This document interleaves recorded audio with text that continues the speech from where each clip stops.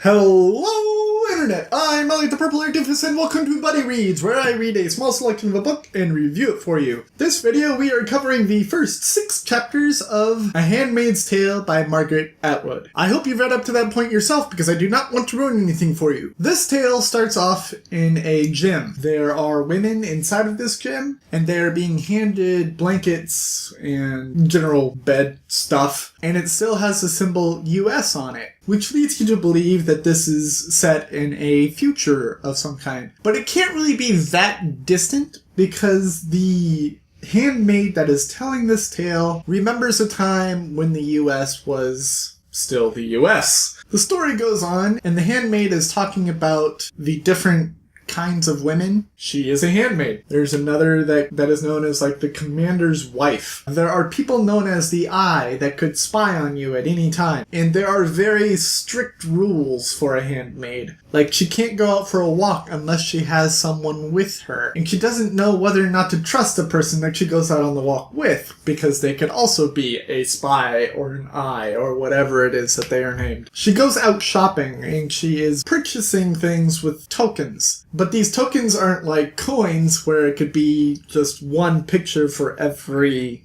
token. These tokens have pictures for whatever item they are picking up. So she has, let's say, a token with eggs on it. So she can only buy eggs with that particular token. But she goes out shopping with a friend of hers, or I guess they're a friend, or maybe it's just No, it's not a friend. It's another woman that has been assigned to her because the woman that used to be with her is no longer with them, and she wonders what happens to her, but because this is from her point of view, we don't know either. But her and that other woman go out shopping, and they go to these stores, and the stores have all the names wiped, and they just have pictures of what they offer, because supposedly being able to read the names of the stores would be too much of a temptation for these handmaids. A temptation for what? I am not exactly sure, but I'm guessing that is going to be explained later. So she goes shopping for the eggs and meat, and while she is out shopping with a whole group of another set of handmaids, a woman walks in who is extremely pregnant.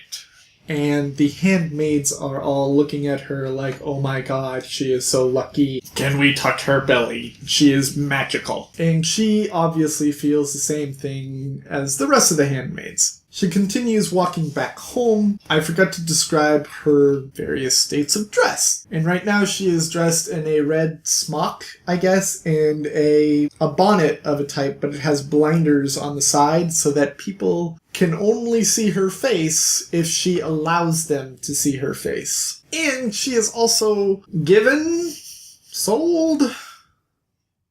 presented to another woman who is like, I don't want to see or hear from you ever. You are just here to do work. If I have to see or hear or talk to you, you are in the wrong. She is disappointed because this is pretty much how the last woman who had her treated her, and she wanted something different. But while she is out shopping, she is also making allusions to how her life was before, where she used to be able to wear jeans and a t-shirt, where she used to be able to collect plastic bags, where she used to be able to go out to the movies. So this future can't be that far ahead. It has to be really present. If she is thinking about pregnancy, and she is thinking also about when she was free and also independent of her parents. Because that window only leaves, like, I want to say 40 years? Maybe? No? 40 to 60 years between her leaving and her not being able to have kids anymore. I don't know. Some women up there are going to be like, you're so wrong. And I'm going to be like, okay, you are correct. I have no idea.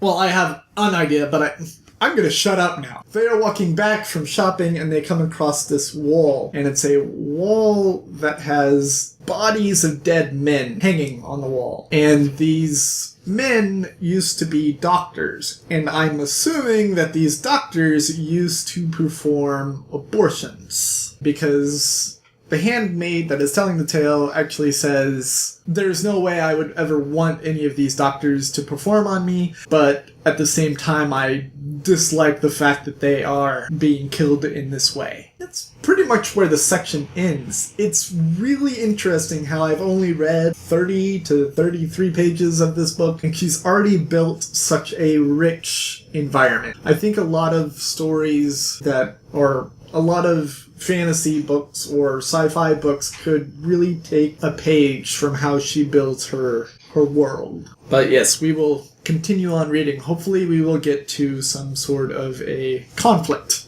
that we can start discussing in the next section. If you like what I'm doing, go ahead and hit the subscribe button so you can see more. If you like this video specifically, go ahead and hit the like button. And go ahead and leave a comment letting me know that